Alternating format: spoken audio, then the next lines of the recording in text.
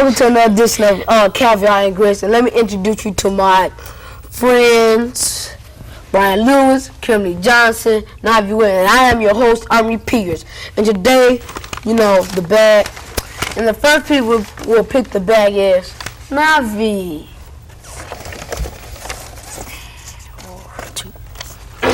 Violence in cartoons.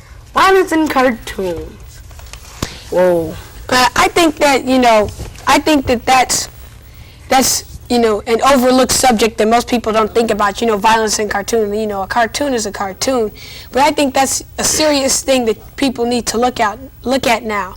I mean, because kids are doing crazy things just because they see it done on cartoons, and no one gets hurt on a cartoon because, they're not real. But in real life, something can happen.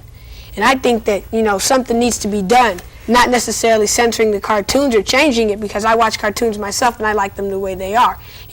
I grew up with cartoons just like the kids are now. I know. So, I think something should be done, but not like, changing them or something like that. Parents. It's the parents. So you trying to say cartoons are violent? Yeah. Do you consider a really skinny lady that each time she hits her arm wagging down to her feet, and then Popeye got to roll her up? Now, do you consider that threatening? That's not violent. But when you see Popeye beating up on Bluto all the time, and every time they see each other, they hitting and punching, and they were friends before this, because they were old buddies in the Navy, and that's when they met each other, and they beating up over this girl. Then what happens when, your 7-year-old kid decides he likes girls, and this other kid likes her too? They're going to start fighting because they see it on cartoons, and, that's someone that they look up to at that age. But okay, so you're trying to say it's cartoons, and you watch it on TV, and who houses the TV? Parents. And it's the cartoons, parents, cartoons and parents. So I think, a lot of people, it's like this. If you're going to put something together, you're going to do something, you all got to, contribute to it, or whatever idea you got to put together. Yeah, it's got to be a group contribution. I agree with that. But some people take cartoons wrong because, they try to say that cheaters don't never win, but people who don't cheat win because, Popeye find the treasure first, and then Bluto wants to beat him up because he found the treasure, but Bluto ends up getting beat up. Then people be like, nah, I don't want my children watching this stuff because it's just bad influence on them. All this is trying to tell people that if you don't cheat and you be fair with the game, that you won't get hurt. When they invented cartoon, the person who must do was think like this. Well, I see this little child, I can't reach him to understand it. So I put in a little goofy thing so they can understand. So now you're trying to sell me some artist long ago that made Popeye something. He was thinking maybe children, I can't reach them like rap music. Okay. I want to get off the subject too much, but people who want to reach children and all in that rap music, they send messages through rap music. So that was the time to do with little kids, like she was saying, what they were saying, them little cheats never win, winners never cheat. Parents can never tell them that, but they see in a cartoon, they understand it. So now you trying to say it's violent. I'm not saying that all cartoons are violence, and I didn't say that. Now you put words in my mouth. No, I ain't put no words in your mouth. You said cartoon was violent. I did say that. I did say cartoon. That. You said cartoon. I said some cartoons are violent. And I'll back that up all the way. Now, I agree with Popeye. You got the Teenage Mutant Ninja Turtles forever beating somebody up. Is that enough? Mm-hmm. I think so. No, I don't. People always watching them. I would say Tom and Jerry, but that's one of my favorite ones, so I'm not going to mention it. Tom and not. So, wait, hold up. Now, I agree with her point that most of them have morals to it, like Popeye, so, that things, so that they're teaching a good point, but I'm not saying that you're going to change the cartoon. I have no problem with that. Do you want the cartoons off TV or something? No, I didn't say that. I want the cartoons the same as they are. Except I'm saying that the parents need to be informed that the cartoon may have certain violence in that they might want to yield their child from seeing. So you have the R movies or something that's on TV that's about rape. If you have something on TV about rape, there's always a little, on a network TV station, there's always a little 15-second pause. This show contains explicit or whatever. So you're trying to say we should put that on cartoons? Yep. Yeah, like they do in yes. But they shouldn't be able to do that. Why not? I hope some parents out there watch. Hope y'all live. See, you should watch your child, viewing point, because the person who made this cartoon, they thinking of, that. some dude in a company, they go there and they go, and they'll write anything on TV just for that greenback right there, sitting on.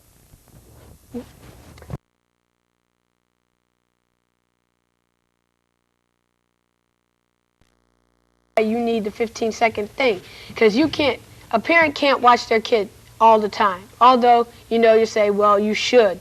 It's just impossible to be there 24 hours a day, because, parents still have their own life to lead.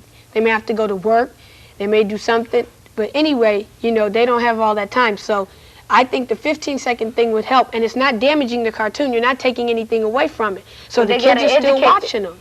They got to educate their children in that subject, Holmes. Like I said, people today do anything from the greenback. They don't care. They're destroying today's future or anything. But if the child is at home by himself and she knows that the child ain't gonna obey if he at a certain age, and then she should have somebody watching over him while she at work or whatever else she is doing, because she know the child ain't gonna obey. She know the child gonna do what he wanna do or she wanna do. It's a team effort right there. Right, so you can't pin it on the parents. I wasn't trying to. I'm just saying. I'm just saying, the parents, that's what I just said about people doing anything today for money. I hope the parents out there watching, like I said. See, then people, I might be talking about you, I might be talking about another person who brought, but it should be, it should be their responsibility too. It should be some of the responsibility on the producer of the cartoon. That's what I'm saying. Not the producer. I'm talking about person who draw. They should think for more. Should I take this money? Should I take all this greenback and go get me a mansion, or save the little children, mind from all this crap about killing each other and stuff like that? I feel that the responsibility should be on the child and the parent, because the people who make the cartoons, most people like the cartoons, but most people don't want their child to watch the cartoon. So if the parent don't want the child to watch the cartoon, they should have some control over the child. And if the child will obey his parent, then there will be no problem. But children want to do it their own way, and the parents got nowhere to get through them. But that thick old strap laying in that box, that's the only way parents can get through to them. Otherwise, they ain't got no choice.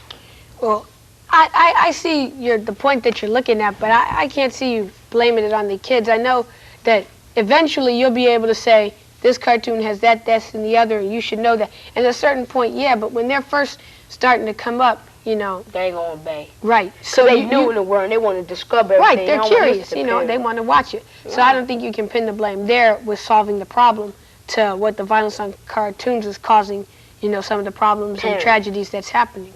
I think the parents should step in somewhere through there. It's the parents and the person who makes it. So between there, that they watching on that TV is important, and what their parents doing important. And both of them just gonna have to do something. And if they work together to do something, then everything will work out and things will be solved. They just need the group effort. Yep, that's right. Okay. Well, that's the end of that one. Brian, homeboy, close your eyes. Gonna get juicy one. I can't get one, man. Juicy. We got one. What is it? We have air and water pollution. Oh man, that's a. The reason why air and water pollution is a big problem to Chicago is because when somebody go fishing or something, they'll just throw their bites of what they feed the fish to make the fish come to them. They'll just throw it in the water, or when somebody's selling, they'll throw a cup or something in the water, or when somebody on the street and they have a candy bar, they'll throw the candy wrapper on the floor instead of picking it up and throwing it in the street wastebasket. They always going around throwing stuff on the floor, ain't thinking about picking their paper up or behind itself. That's why our city is polluting. I totally agree with that point. I'm going to interpret what she said a little bit, though. The way I see it, she's talking specifically and more on an individual basis. And I think that's the way, you should look at this air and water pollution thing. Because, everybody, it's a team effort, like I said in the other thing. Just throwing the cup in the water, you say, well, that won't have a big deal. But if you throw one of those, you have the 6 packs of Coke and you have the little ring, say you're going on the boat, you're on the boat, and say, well, just we'll throw this in there, the six-pack ring. And what, it's no, you figure it's no harm. But what really happens is that often small animals get caught in those things and they can't get themselves free, but they're not. And when they start to grow, the thing starts to strangle them and they die. And those are creatures dying. You could kill 6 with that. And people don't think of it that way. They need to look at what they're doing more and more. And you, okay, this is another dangerous in your house. Them Lysol sprays you spray with, some are, odor friendly, but some are not. And we practically kill them clean ourselves. Like we trying to protect our house, but we destroying the ozone layer. When people drive their cars, it pollutes the air because smoke and bad gas from the cars come out, and then smoke and stuff all up in the air. That's what have people coughing and catching these diseases and stuff. They should like make a company or something, like a club where they be cleaning up stuff, and like they already have one, something. I forgot the name of it, but they always say give a hoot, no pollute. But I forgot the name of the company. And they should like have ocean patrols and stuff, and like everywhere. They should have them everywhere, just to clean up the areas. People just don't understand. They destroying they destroying themselves with every little piece of garbage. They just go, that don't matter. They destroying themselves, and with some people, you just can't get through to people. People don't understand. I'm killing my society. I'm killing the world. I'm destroying. They say, and then you keep telling them that, and all they say, nah, I'm just killing. I ain't killing one piece of paper doesn't make it. But getting back to what you said about the ozone, I think that's a real important issue, because there's a hole in Antarctic ozone that comes every winter. I think, I'm not sure which season it is, but it's almost up to Australia, the hole in the ozone, and it's creeping up. And eventually, what are you going to do when it's all gone? And you say, well, how can we stop it? But the things that are doing it are just household. Refrigerators are doing it with the Freon that they use to cool things off, and so are air conditioners and freezers. And the stuff in aerosol cans and Lysol. Lysol, and some hairspray and some spray deodorant that people need to use more often. And what is deodorant? Yep, and even like you have some styrofoam those let chlorofluorocarbons up into the air, and those just eat the ozone layer away. And people. So you saying we got a hole in the hole right there? There's a hole. I mean, ultraviolet rays are coming in, causing skin problems and causing skin cancer already. I mean, and people, they read it on the news and they still go out and buy the styrofoam. Why don't they just get some roll-on deodorant? Makes them smell just as good. Yeah. Come on. Like they say, big people set examples for the little people. Well, if a big child go around a bunch of kids throwing paper on the ground, then when a little child has something and he drinking or eating, he gonna do the same thing, and then everybody gonna just be throwing stuff around, Come on, make a difference out there. I know y'all can. Make a difference. Yeah, y'all know you got. Come on, make a difference, will you, man? Boy. Man, next thing you know, that hole gonna creep right up there, and you're gonna be running to different places. Talking about, please don't let me get it. Please don't let me get it. And they don't even care. They're just walking around throwing stuff around. And like she said, I think it's up to the older generation since their older generation didn't help them, to help us, so that we know what's going on. That way, when they're still, here and not dead, that both of us can work together, so it'll be more of a group effort. Well, like most people say, well, we don't have to clean up this mess. We can let the government do this. Well, the government ain't on this part of the country, that part of the country. He only on one side, and it's another government on the other side. But how he gonna do all this, pick up about I don't know how many pieces of paper and wrappers and stuff at the same time. He can't be out there all over the city to help pick up the paper. They have to start helping pick up the paper. They have to be useful just like the government is. They should have more street cleaners and stuff like they had in the, I forgot what days it was, but they should have more of those. that would even help unemployment. Veering a little off the subject, but I don't want to go too far. Don't do that. If people would just start working, that would work. And there's no place you can go. There's no 7-Eleven where I can go get some more air or anything. I know that. Or some more water. Walk down there like, oh, I have Like a 2-pack of berries, throwing a little water right there. And throwing some oxygen and a little bit of ozone, I'll have that. You can't do that. That's stupid. It's not stupid. I wish you could do that. It's stupid, but we wouldn't have to go to no 7-Eleven. You just do your part right there, man. Yeah. You do your part. Next thing you know, people gonna be stirring the ozone layer, little pieces of it, hiding their head over it. Ozone. Why should you have to get paid to live in a country that? Why should you have to get paid to do things in a country that you live in? You live in just like the government, the president, the mayor, and everybody else live in. Why should you have to get paid to just pick up a piece of paper that you throw down, to pick up a wrap or something that you throw down? Why should you have to get paid to do that? You should think for yourself and say, why should I have to get paid to do this? Shouldn't I just pick up that paper? Don't I live in this city? Don't I sleep in this city? Don't I eat in this city? Go ahead, girl. While she was talking, I just thought of a new slogan. Pick up the future right there. Pick the future. You pick your future. When you pick one up, you're saving us about 5 years or something like that. Hey, at least you're trying to do your part. Just gotta think. You think we killed that enough? I think it's gone. Yep, this topic's gone. Don't worry, y'all. I'll pick it up later. Okay. Where's we gonna talk? Citizenships of rap music. What's that? Repeat that, please. Citizenship of rap music. Censorship. Oh.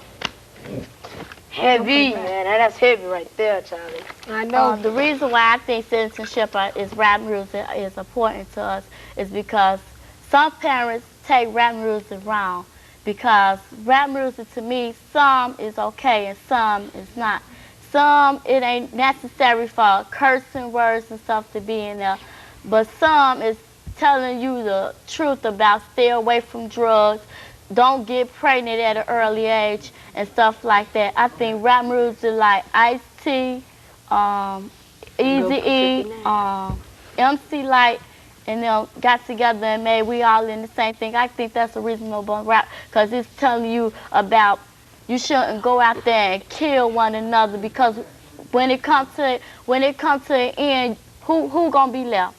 Who we gonna have to show? All you gonna do is be crying because somebody is dead, because you wanna go smoke crack or something, just because you wanna earn money or shoot somebody or something like that, just because you want to go smoke crack.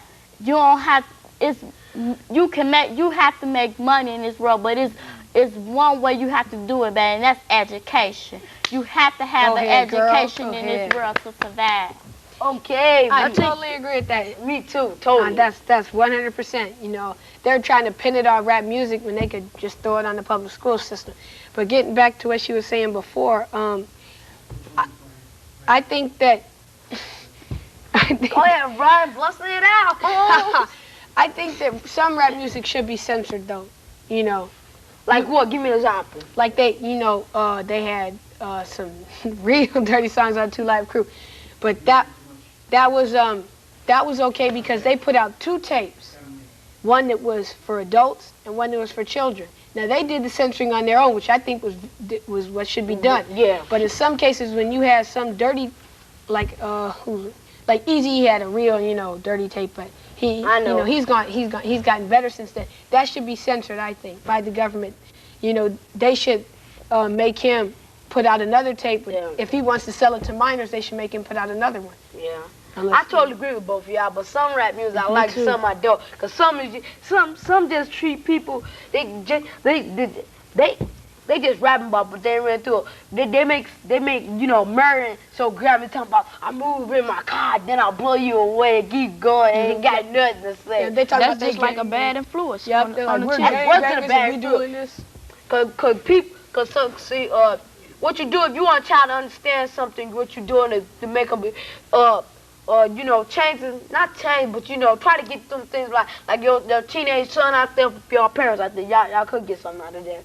okay, if your teenage daughter or something is like in a rap music, something like that, like that, you know, talk to them about it, something like that. I'm talking about go hit them, you know, hit your child where she understand that. You know what I'm trying to say, don't you? Yeah, that's why you know, when you try and hit it when they understand, some rappers understand that the parents are having trouble. That's why they come out with raps like "We're all in the same gang" and stuff like that. That's why the musicians are starting to get together, because they know that they're being mistreated, and they know what they're doing is right. That's why they're just trying to make the other people see that too. Yeah, you know, you get what I'm saying, Holmes. Well, most parents just come to them and say, well, I don't want my child listening to this junk. So they come to them and tell their child, Junk. well, That really this you can't listen to no more. Then like, Mom, but some of this stuff is good. She said, no. What they should do is sit down and talk to their children. Say, well, I don't want you to listen to this rap music that is bad influence on you, but you can listen to some rap music, but you can't listen to the other part that is bad influence on you.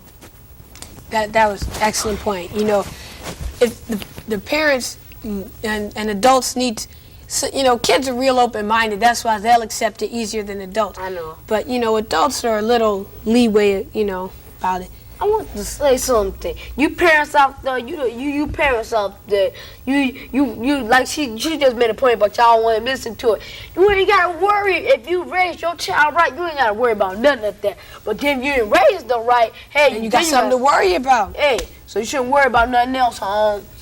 Like if you know if you raise your child right, then she'll make the same choice that you did. You raised right, but you didn't raise her right. And then you got something to worry about. Some rap music is good, some is bad. Some is bad. Like, you know, one time I'm running away, I'm blowing, you know, the women away. And some of them rap music really disrespect women with all that cussing and you-hooing. You know, they use the improper names and some stuff. of that's what I'm talking about should be censored. That's what the government should take control of. But just picking out, saying all of rap music, that's wrong. I know, I'm just some saying, of them. Right, I know. I'm not saying you said it. I'm saying that that's what's going on. You know, and that's not fair to, you know, to just take the whole thing and say, well, everybody's bad. You know, then you can't pick do some, that. man. You know, pick. Don't put them all in there, because some are really trying to, you know, build you up and stand, but the other ones. Word, man. Hey, y'all think we smell it enough? I think we burned that one out. Okay. Diss that one. All right, you want to diss it or should I? Let me diss it. All right, it's your turn. Don't forget you got to pick that up, though. He's going to pick it up, don't worry. Oh, yeah, I'm going to pick it up. I just got finished talking We're about the ozone concerned about layer. our Earth. Gang violence need to be wiped out.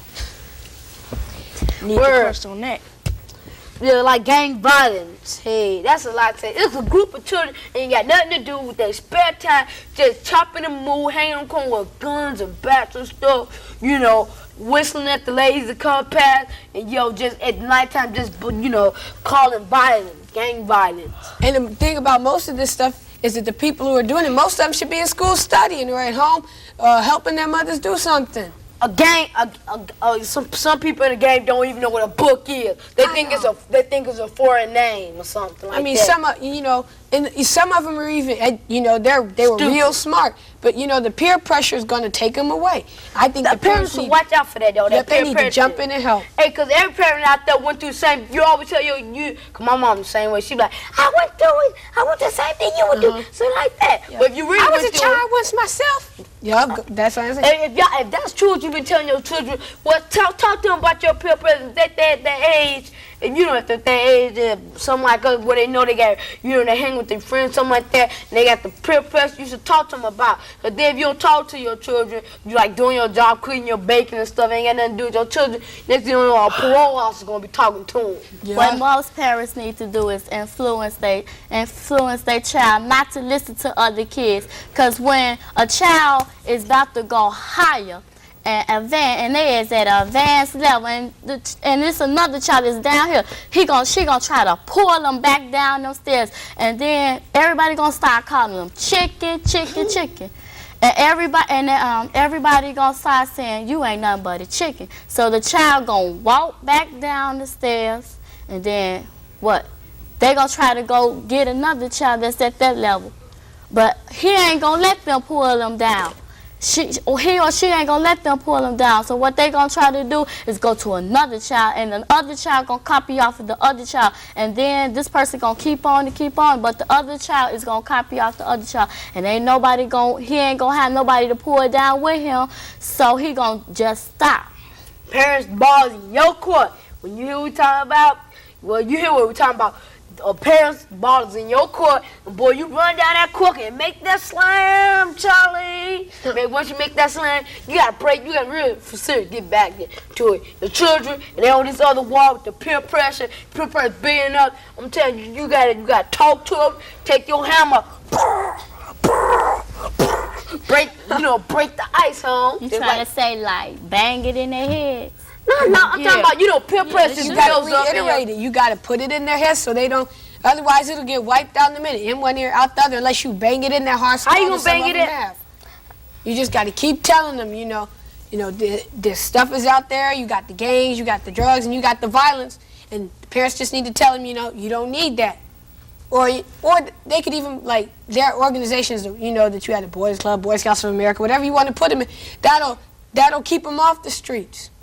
And try and get them interested in school or try and get them interested in reading, so they won't be bored in the house and go out on the street and have to deal with that kind of stuff. Yo, bro, what time is it? Oh man, I think it's time to go, man. Oh yeah, homeboys out there, I'm sorry, but time to wrap up, the caviar and the grits, stick it back in the pantry. Well, come to another edition of Welcome to another. Oh, goodbye. Goodbye, everybody out there. Yo, man, I thought